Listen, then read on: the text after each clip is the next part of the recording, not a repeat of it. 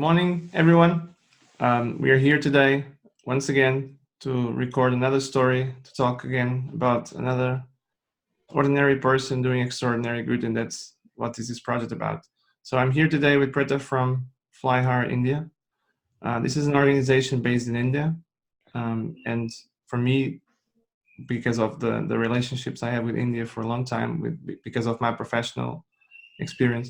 That's a very interesting project. I know that the other things are back there, and I have a lot of friends in Mumbai, in Bangalore, in Bhubaneswar, in Delhi, and some of them have referenced this project, and they asked me to talk about them. They asked me to talk to them, and that's what I'm doing today. So thank you very much for joining me. It's a pleasure to have you in Thanks, this Roy. podcast. And Thank you. maybe just walk us through a bit who you are and where this Yes, project started. sure. First of all, thank you so much, Roy, for having me on the podcast. Just to get started, my name is Preetham Murva, and I am the director and co-founder of this NGO Fly Hire India. Talking a bit about myself, I am a working professional. I work for an IT company, and I'm into understanding how different companies work and their processes and etc. To put it in very brief. Apart from that, something that I really care about is myself. I mean, I'm into fitness and I do a lot of activities and so on and so forth. Apart from that, yeah, Fly Hire India obviously is very, very close to my heart. And me and my co-founder started off this foundation in 2017. So yeah, it's been a very good journey. Uh, Not just for me personally. For me personally, it's been a journey which has taught me a lot, and it's been a wonderful experience. Uh, Having said that, it's also given. I mean, it makes me really, really happy that it's given a platform to multiple people across multiple cities to come and express themselves. So yeah, um, thinking forward to take this to a larger scale as well. So yeah, Thank you. here we are. Um, so for everyone, for people that do not know about it, this organization works with children, right? So what is that you Yes, do with them? exactly. That is because I know that is a very different concept, but I think it's interesting for people to know from you what is exactly are you doing. Yeah. So let me just take you through a journey, right? So when we started off in 2017, that I was already stating. So it was just a kind of liking to go and spend time with these children. So that is what we did. But then while we were doing so, we realized there is a huge gap between what they are today and how they are being looked after today, and what kind of environment they'll have to deal with tomorrow once they go out. So in India, for people who don't know, let me give some information about this. So there are concepts called orphanages, wherein people who are underprivileged, they are kept in a building, and they go to school there, they stay there, and their whole world is there basically, Mm-hmm. right? So after a certain time, let's say once they mature, maybe after once they hit 16 years or something, they eventually get pushed out of the orphanage, right? And they're all of a sudden exposed to the outer world. So it's also a infrastructure thing, wherein the orphanages can't have these children staying with them forever. They have to one day or the other get pushed out of these orphanages, right? So yeah, once they're pushed out, they're all of a sudden exposed to a different world, where they're dealing with people who are not their peers, where they are not dealing with their teachers anymore. So it becomes very important for them to understand what kind of personalities are there in the outside world. So with this gap, we thought of filling this gap up. So how did we go about doing this is by getting a bunch of volunteers who are different personalities, who come from varied backgrounds, who are experienced working professionals, who are people who go to colleges still, right? So getting them all in one single platform and making sure that we have art activity based programs for these children, right, where they can get exposed to these kind of people and learn something from them. Mm-hmm. So this is how it all started, and as I said, it's been a wonderful journey till now.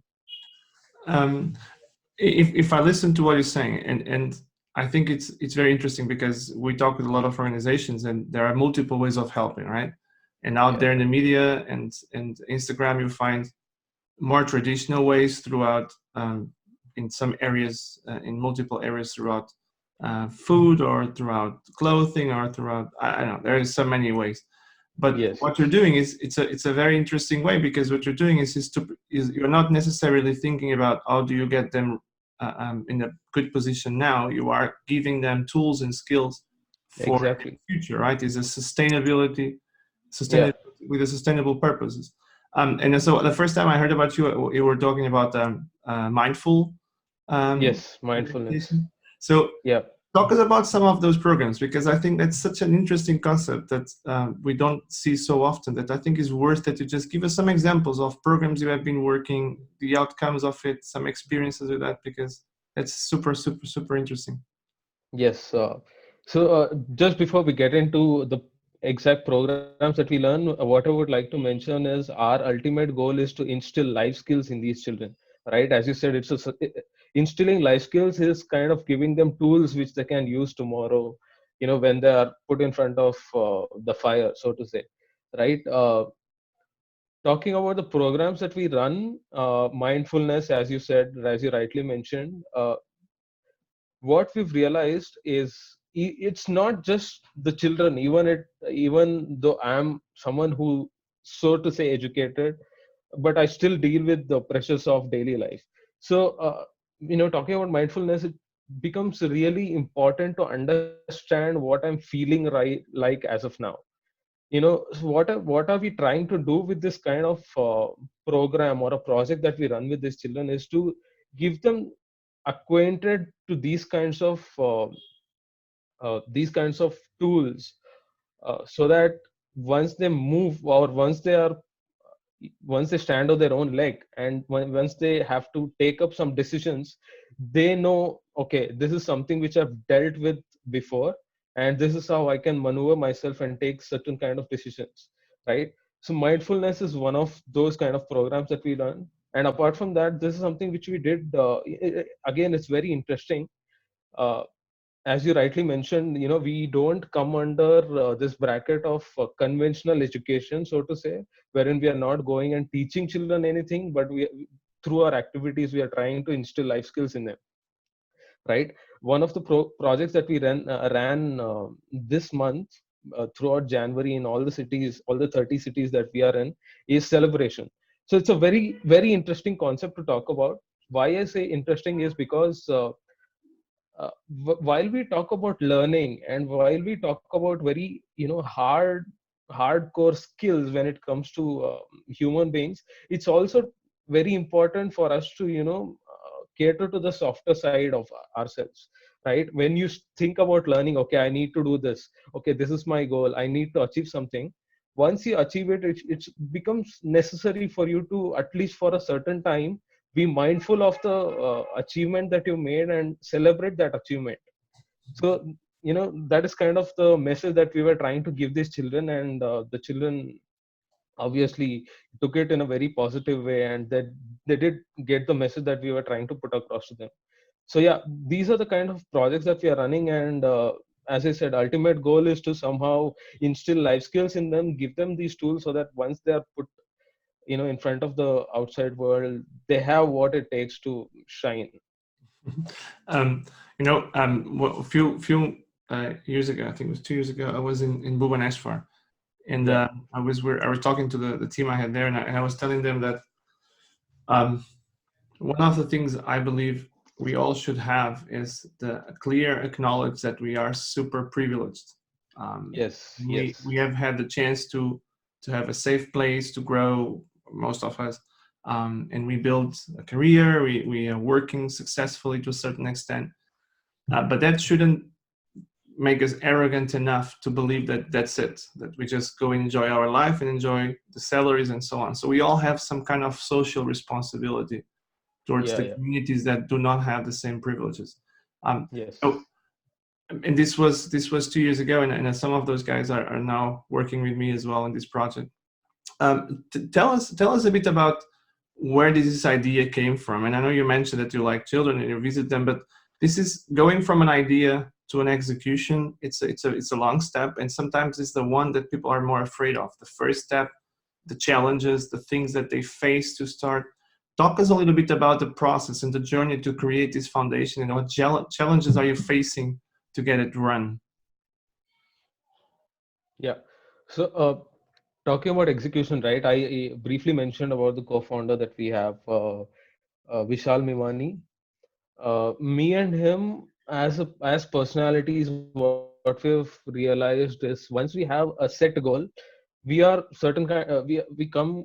I mean, we are such personalities who figure out the way to do and go about achieving the set goal, right? So what we did initially, since we had this thing in mind that we need to do something for these children and we need to somehow instill these life skills, to these children, we use the social media platforms that we already are in, right, to spread a word about this is what we are doing and this is what we want to cater to. So we had people coming in, joining us. We clearly we created a bunch of people who really wanted to do something, uh, as you said, social responsibilities. So once we had this team in place, right, once we had a structure to build upon, it was easy to work upon on that.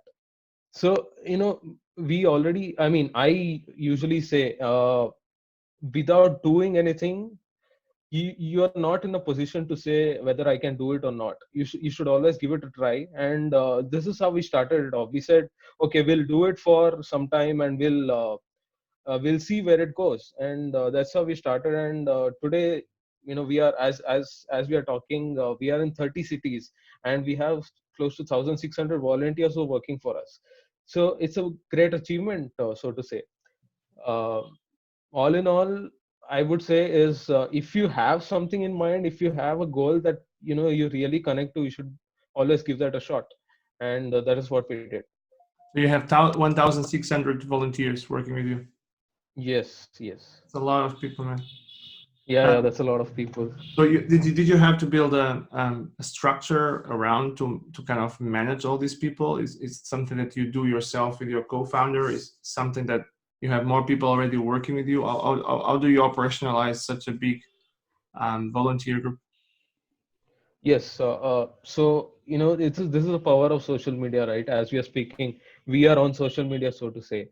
I am connecting with you, and we have not, even known each other before this video recording that we're doing, right? This is what we leveraged. To start off, it was only us two, and then we had a small group of 10 people, whom we called as the initial team that we had, kind of our soldiers. And from there we started building it off. One thing that really worked well for us is WhatsApp, and we still use it for our planning, internal planning. I mean, when you go about doing these activities, right, you have to have a plan in place. And where do we do all this planning is in WhatsApp. So yeah, these kind of tools we leveraged. And I mean, I have to, as I was saying, it's important to celebrate victories, right? Also, it is important for me to say we've done a great job doing this. So people talk about tools, right, but it's also important to understand how you can leverage tools to do your own work.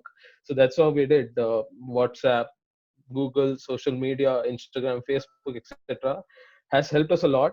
But all in all, it comes to the people that we have connected with, right? The 1,600 volunteers that I'm talking about, wonderful people. Everyone comes with a single mindset of having this social responsibility, and at the end of the day, kind of leaving an impact in these children's lives, so that they can stand on their own feet and achieve whatever they want to achieve. Also, just so you mentioned about us being privileged, right? So we did also, this is one of the projects that we ran, named Count Your Blessings. So what we were trying to do in Count Your Blessings was, we gave an opportunity for our volunteers take stage and say, okay, I am privileged in so and so ways. As you were saying, I have a safe place to live in, I have a safe job to do, I am educated enough and etc. And also we gave an opportunity to these underprivileged children to come and talk to us about what they have. It's wonderful when they came up and say, I have friends whom I can live with 24/7. I- that is something which not everyone gets an opportunity to do. uh, I have teachers who take care of me. Again, these kind of things not just have an impact on the children but also on a volunteer. So yeah, really privileged, I mean, happy to have come up with this platform. Um, so you have, and you mentioned that you have your job, your day job, where you work with technology, and which is also similar type of background I also have, Yeah. and that's a very time consuming job, right? So Yes. and you are still in a young age, fortunately as I am. um, Things take time, and you require a lot of investment in your own career, and you need to decide um, where to put the time and so on and so forth. So Yeah. how do you manage the fact that you are building your career and you are working in your daily job with a program that has 1,600 volunteers, and you have 30 cities covered in India, which is a fairly large country? Um, Yeah. how do you get this moving? Because that's also important for people to understand that it still is possible, right? So Yes, it's not just about me when it comes to execution, right? It's also my co-founder who is a force to be reckoned with. Having said that, even he has his own day job to deal with and etc. Uh, all in all, it comes down to priorities and execution. We have a priority set that this is what we are going to do, and this is how it's going to help us. So we make sure we invest time wherever it is needed, and whenever we invest time, we make sure that is an effective investment, and it has efficient results. That's what we do. To put it in a nutshell, it is all about prioritization. how many programs, if you know it by heart, how many these programs like mindful meditation and stuff like that have you Yes. executed over the last 2 years? Yes, mindfulness is one which we are gonna do the coming month. Last month we did celebration, as I already mentioned.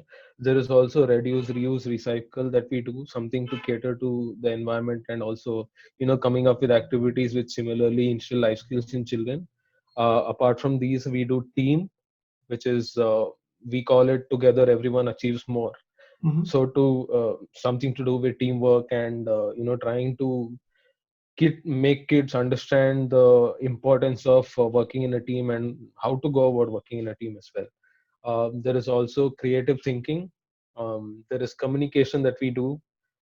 Yeah, etc. etc. So you are like a, if I put it in a nutshell, the way I understand your project and the way you describe it, you are like it's almost like a parallel education to things that are not necessarily coming through a normal standard school system, right? Um, Yes, yes, yes, exactly. so I'm a big fan, just for the record. I'm a big fan of Montessori models and Khan academies and models that are cultivating more creativity and soft skills, and not necessarily robotizing children towards the Yeah, same goal and the same type of profile. So yeah. your project works a lot on the skills that are not necessary coming in the school programs, right? How do you feel that the kids are reacting to that? Because that's not something that they are used in general. Yes, this is actually a very good point that you put across, right? So initially, when we go to these kids, especially in India, I mean, I don't know abroad, but I think kids are same everywhere. So they just want to play, right? They just want to go around, express themselves in whatever way possible. So, talking about cl- uh, classroom education, conventional classroom education, you're making the kids sit in one place, and you're teaching them lessons, right? So I mean, I've been a victim of this as well. So many a times you don't actually connect to it. This is, as you said, is a parallel kind of track that we are taking. What we are doing is we are coming up with activities which eventually have an effect on these children. The result is learning, but what they are doing through the activities is something which they like doing, right? So when I mean to say team building, you play sports with them, Okay. you do activities in a team which they like doing, which they love spending time with their friends, right? So yeah, we curated these programs in a way, when we go to children, they should like it. But also the very important point is for us to, at the end of the day, let them know that this is what you learned at the end of the day, right? While you were doing all this, you need to be mindful of the fact that these are the lessons you have learned, and this is something which you should remember, and keep them as your tools, so that you can use them, leverage them in the future. But I imagine, and I know a little bit India, that this is not a very traditional way of thinking, right? So you have the same as Portugal, where I came from originally. You have a Yeah, very strict classroom educational model, with very strict type of things that the society believe that are necessary for you to be successful. And a lot of those things you're talking about, the team building, the meditation, the working together, that's not necessarily in there, right? In fact, we work a lot in competitive models and competition and stuff in yeah. stressful environments. How did you get this message and this idea to come to a place where people understand and kids understand? And I know you explained that they like to do team things, but in general, if they need to understand what you are trying to achieve in order to somehow learn something with it, right? Yes, yes. So this is where it's important for us to have the organizers. So how our model works is, these children whom we visit on a daily basis, or I mean on a monthly basis, they are stated in orphanages, right? As I was talking to you earlier. So it's very important to have the organizers or the people who are coordinators in the orphanage to have on the same page as we are. So we are privileged enough that times are changing, Rui, as we are speaking. People do understand the importance of non-conventional education, and people do, understand the importance of having their children being exposed to new things in life, right? So we initially, whenever we have a orphanage joining us, we go and talk to the coordinators or someone who is taking care of the orphanage, and we have a conversation with them and have them on the same page as we are. That is where it becomes very effective. So once we do a project with these children, not just the children are affected by the project, also the coordinators who are taking care of these orphanages they are kind of educated about the project as well. So it is kind of an effective model wherein even after we come out of the NGO, even after we come out of the orphanage, the coordinator who is stated in the orphanage knows how he or she can drive what we are left with, what we have left the children with. Yeah. So yeah, it's been an effective model for us. And I mean, we already, so to say, we have some advisors who joined us from these orphanages that we visit on a daily basis. So which speaks volumes about the kind of impact we are leaving on the children who are in those orphanages. So you mentioned you are now covering 30 cities, something like that, Yes. give or take. Um, so India is a very, very large country, and in terms of population, it accounts for quite a large population in Yes. comparison to the rest of the world. Usually, I make jokes with my friends from India that you guys cover together China 30% of the population. Yeah. And I'm making it in a funny way, but this thing is not really funny. Which means is there are a lot of children in those places, right? It's not that there is a big spectrum of kids that are not being taken in consideration by the system. Yes. And it's not just because they don't have school, but rather because they are not being prepared for this future. What feedback are you getting from the coordinators, from the orphanage managers? I don't know their titles, but it doesn't really matter. Yeah. And from the community, what kind of feedback are you getting from the community as well? So the community, as I was talking to you earlier, I mean, they really do appreciate the impact that we're having on the kids, right? So, as you said, not everyone is exposed to the actual living scenarios in the outside world. So what we are doing essentially is we are getting these kids acquainted with the kind of personalities that they can come across in the outside world as well. So our volunteers, as I was talking earlier, they come from varied background. I come from a technology background, right? So there are few volunteers who come from arts background, who are artists, Mhm. few volunteers who come from so to say medical background, right? So the kids are getting exposed to certain these kind of different personalities, which otherwise they wouldn't have gotten exposed to, which I feel is really really important, because at the end of the day, talking about your mind, how do you open up your mind to new and new ideas, is by opening up yourself to new people. That is what I believe in.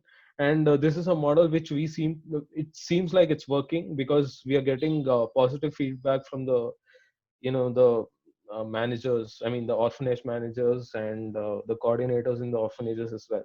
So yeah. And what kind of support are you getting other than the volunteers? Do you work through fundraising? Do you work through your own funds? How does this work with your project?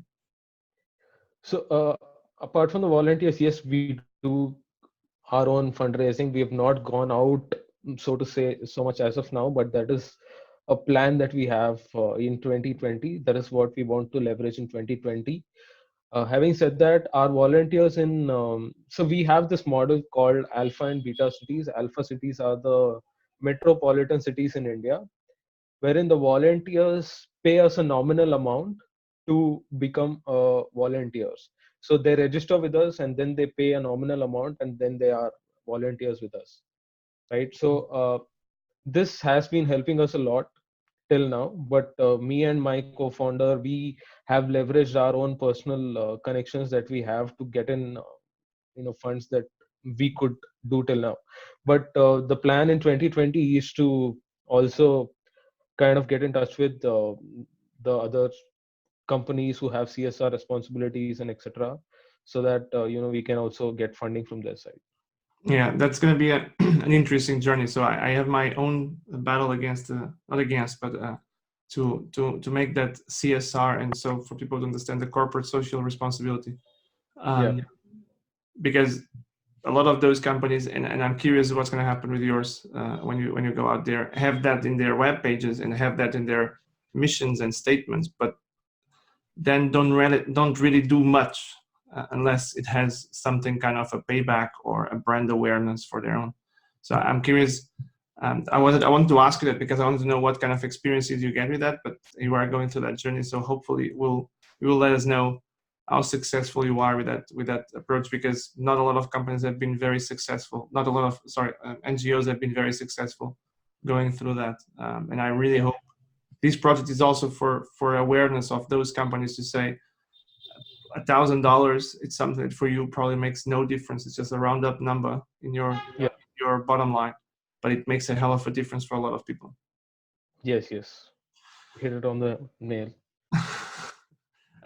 So we're coming to an end in our time, and Yes. it has been a very nice conversation. But usually, what I usually say to people is, I like to finish these conversations by asking you to leave us one message, one statement, whatever you want to call it, that describes how do you want people to remember this conversation and fly higher India, and go home and think, well, that's what those guys want us to believe, and that's what those guys want us to think about. Because remember, this is also to inspire others to do the same. So give us your wisdom. Okay. Yeah, you put me on the spot, and you called me a wise man, so thank you for that. Yeah, if I had to give a message to the people out there, one thing, as I already mentioned it briefly while we were having a discussion about how we started off with the NGO. If there is something that people really do connect to, I think they should just be mindful of that and just give it a try once, and try to look for whether they can add value in their own ways or not. So that is one thing. And apart from that, talking about Fly Higher India specifically, you know uh, I would want to say, first of all, a huge shout out to all the volunteers who are working tirelessly for the benefit of this organization and wanting to have an impact on the children as well. But having said that, the ultimate aim and one thing that keeps us going is, even if we have an impact on one child through one of our projects, that is a huge thing for us. And I would urge the people out there who connect to the social responsibility side of theirs and want to do something for the children, uh, not to stop themselves, and maybe register with Fly Higher India, and we'll take them through the journey from there. So yeah, if there is something that you want to do for people, that is, as Rui was mentioning earlier, it is a social responsibility of yours. So yeah, please be mindful about the fact that you can always add value to the society, and please don't stop yourself from doing it. That's it. It's a very great message. Um, Thank you for joining me. Terrific conversation. I hope we can bring awareness also to your project, but also to the type of work you're doing, and make more do the same. We'll keep looking at your project. We'll keep connecting, and probably maybe other stories will come up out of it. And hopefully people will listen to this and also get inspired by your story. Appreciate it. Yes. Thank you so much, Rui. Thank you for giving me this opportunity. You are doing a great job. This is something which I wanted to do before. Do a podcast and have an interview with a person who inspires me. So since you are doing it, I have respect for you. So yeah, hopefully you achieve the success that you want to achieve through this podcast as well. And congratulations and all the best.